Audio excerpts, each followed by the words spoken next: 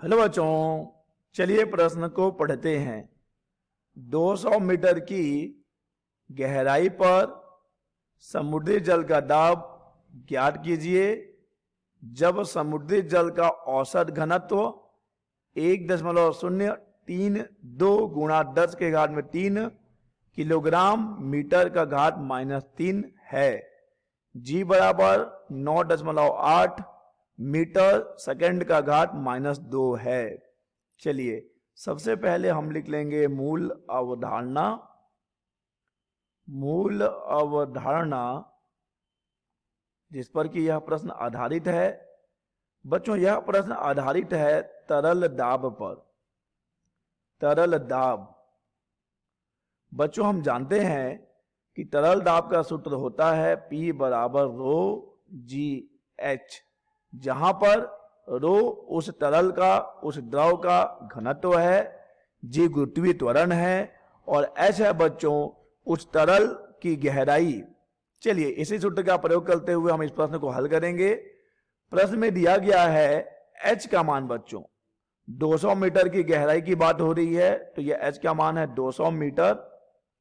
200 metre और बच्चों यहां पर दिया गया है जल का औसत घनत्व यानी रो दे दिया गया है 1.032 गुणा 10 के घात में 3 किलोग्राम प्रति मीटर का क्यूब यानी कि घन। और बच्चों यहां पे जी का मान दिया गया है 9.8 यानी 9.8 मीटर प्रति सेकंड का वर्ग। चलिए सूत्र में मान रख देते हैं P बराबर रो जी एच। यहां पर हम मान रख देंगे। रो का मान है 1.032 गुणा 10 के घात में 3 और जी का मान है 9.8 और एच का मान है 200 मीटर। बच्चों जब हम इसे हल करेंगे तो हमें मिलेगा P बराबर 2022.72 गुणा 10 के घात में 3 न्यूटन प्रति मीटर का वर्ग।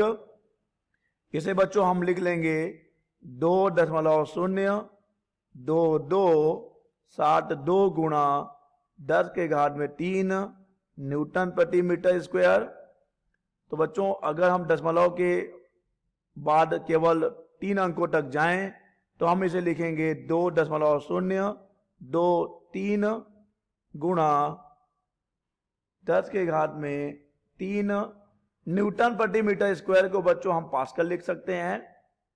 न्यूटन प्रति मीटर स्क्वायर को ही पास्कल कहते हैं।